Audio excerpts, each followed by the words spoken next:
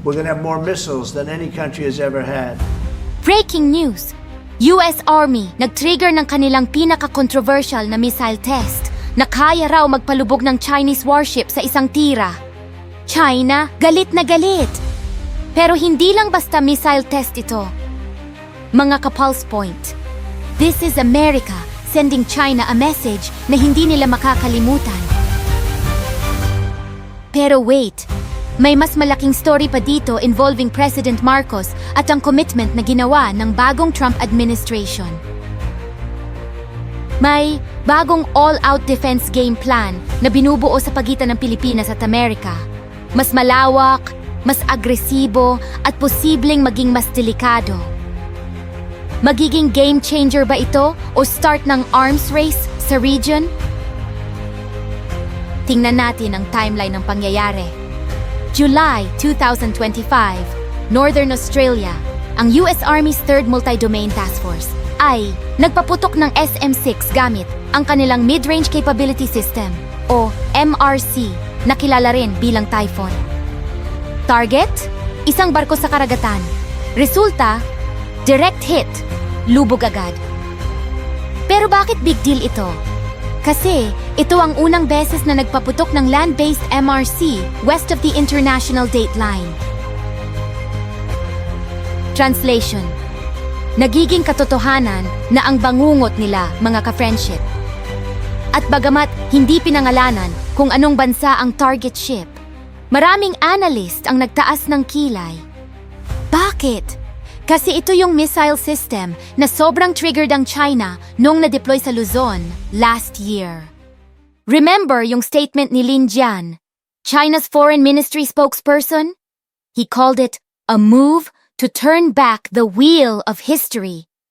At tinawag pa nila itong delikado at panggulo sa rehiyon.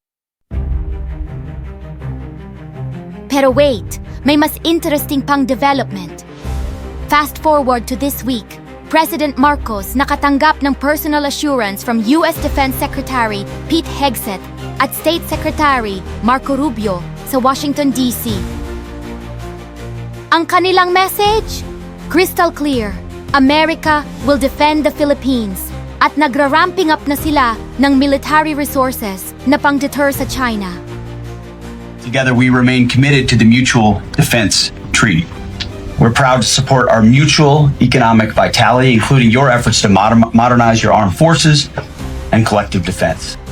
Ang binitawang linya ni US Defense Secretary Pete Hegseth, together, we remain committed to the Mutual Defense Treaty, and this pact extends to armed attacks on our armed forces, aircraft, or public vessels, including our Coast Guard anywhere in the Pacific, including the South China Sea.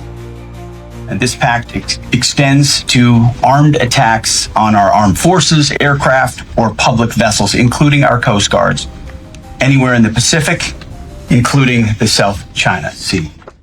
Pakinggan nyo yung salita na ginamit. Anuman sa Pacific, kasama na ang West PHC.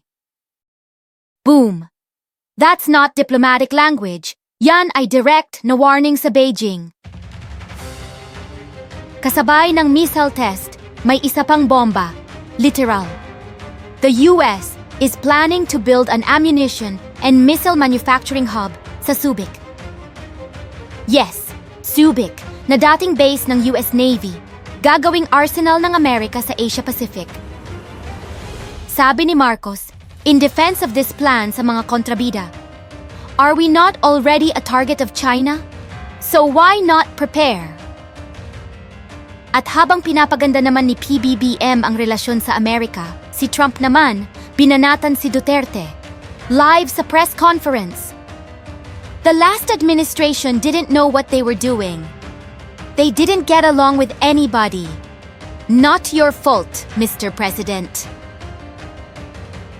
I can say that the last administration was not getting along with them too well. They didn't get along with anybody. They didn't know. Honestly, they didn't know what they were doing. Literal na nilaglag si Digong. At yes, binanggit rin ni Trump ang brutal drug war at ang kaso ni Duterte sa ICC. I mean, I know you had some problems with another president, and it was not your fault. It was the president's fault, and the country was maybe tilting toward China, but we untilted it very, very quickly. Hindi na lang missiles ang pinaputok, pati political missile, sumabog na rin. But the plot thickens. Habang nag-uusap sina Marcos at mga US officials tungkol sa real deterrence, guess what's happening sa Manila Bay? Isang barko ng China Coast Guard with a hull number 3304 was conducting what maritime expert Ray Powell called an intrusive patrol just 50 nautical miles from Manila Bay. Intrusive patrol daw, ayon sa mga eksperto. Pero teka, near Manila Bay, hindi ba ito masyado nang malapit para sa freedom of navigation? Powell, program head ng Stanford University's Gordian Knot Center, ipinaliwanag niya na this is clearly a patrol, but obviously aggressive and intended to send a message that China has jurisdiction. Kaya ito ay classified na isang intrusive patrol. Kaya dito nakikita natin kung gaano kahalaga ang tulong mula Amerika. Hindi lang moral support ang pinangako ni Hegseth. Sabi niya, the US is not just committed in words. They're bringing missiles, drones, and new defense industries to the Philippines. We are forging a strong shield of real deterrence.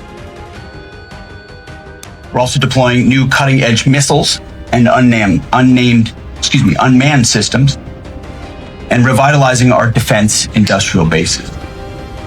Together, we must forge a strong shield of real deterrence for peace, ensuring the long-term security and prosperity for our nations.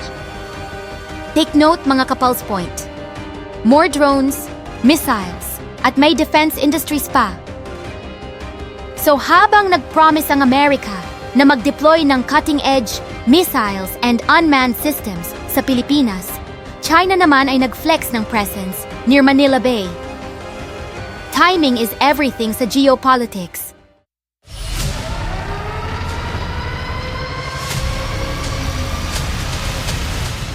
But wait! There's more context you need to know. Yung MRC system na ito wasn't just randomly developed. It came after the US withdrew from the 1987 Intermediate Range Nuclear Forces Treaty in 2019 dahil sa Russian violations. Before that, banned ang mga ganitong weapons. Ngayon, bukas na ulit ang Pandora's Box.